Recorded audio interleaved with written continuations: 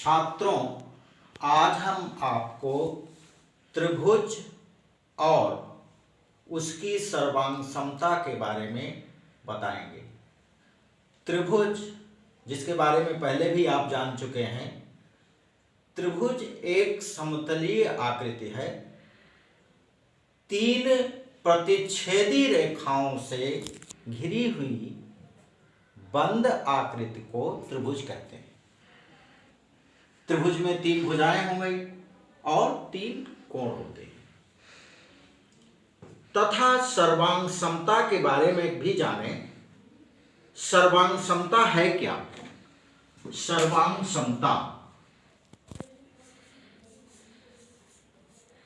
सर्वांग समता ये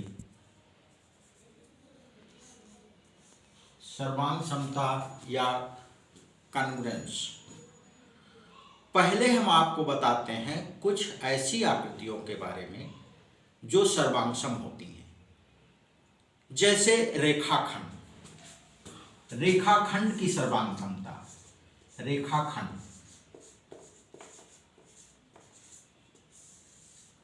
अब यदि AB और CD 2 रेखाखंड हैं, एक रेखाखंड है AB, ये AB, एक रेखाखंड ये है, तथा दूसरा रेखाखंड है CD, ये 2 रेखाखंड हैं और इन रेखाखंडों की लंबाइयां बराबर है। मान लीजिए ये 3 सेंटीमीटर का है, ये भी रेखाखंड 3 सेंटीमीटर का है। तो यदि AB बराबर CD, यदि AB बराबर CD, तो हम कहेंगे कि ये रेखाखंड सर्वांगसम है। ये रेखाखंड क्या है? सर्वांगसम है। इसी तरह से दूसरी बात इसकी हो सकती है कि 2 कोण ले लें, कोणों की सर्वांग समता, कोणों की सर्वांग समता, ये कोणों की सर्वांग समता,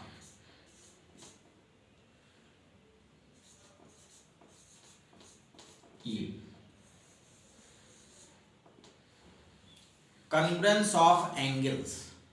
इसमें क्या होता है, 2 कोण अगर ले लें और एक कोण की माप दूसरे कोण की माप के बराबर हो, ABC एक कोण है, मान लीजिए ये एक कोण है ABC और दूसरा कोण है आपका PQR, PQR।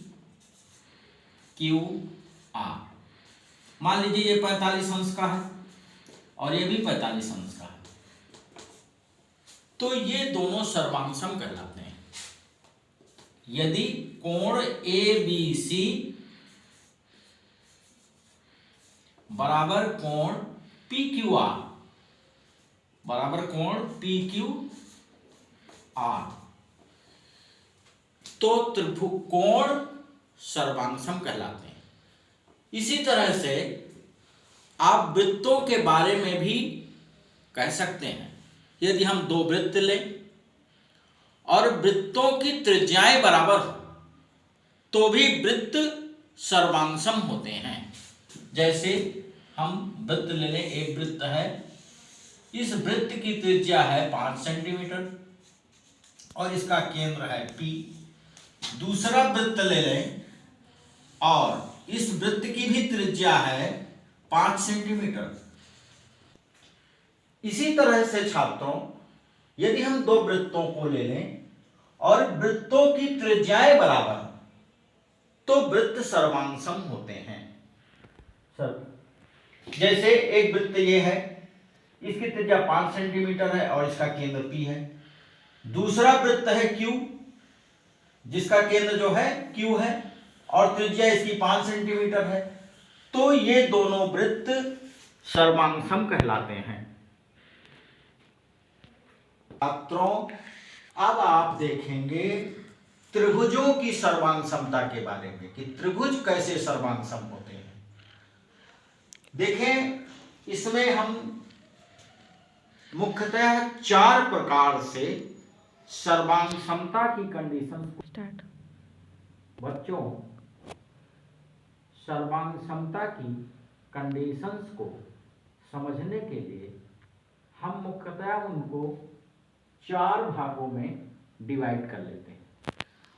इसमें पहला है कि एस कंडीशन या एस दशा, इसे भुजा दशा भी कहते हैं। इसमें एस फॉर साइड है, साइड।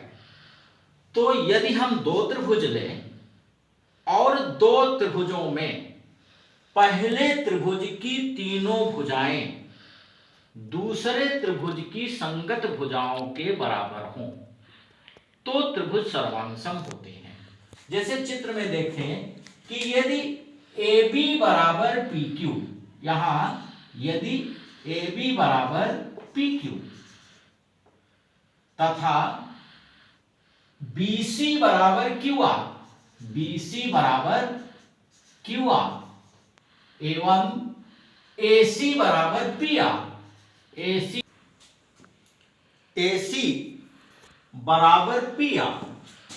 बराबर PR, तो त्रिभुज ABC सर्वांगसम त्रिभुज PQR।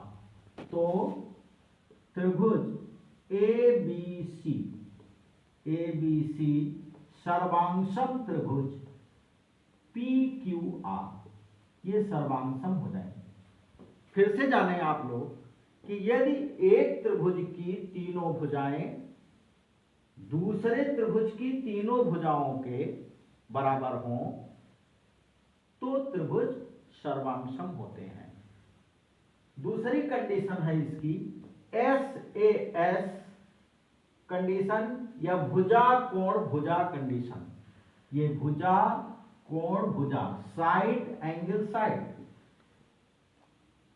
साइड, ये है ये त्रिभुज है, 2 त्रिभुज हैं इसमें लिए गए हैं। एक त्रिभुज ABC है और दूसरा त्रिभुज DEF है। इसमें 2 भुजाएं हैं।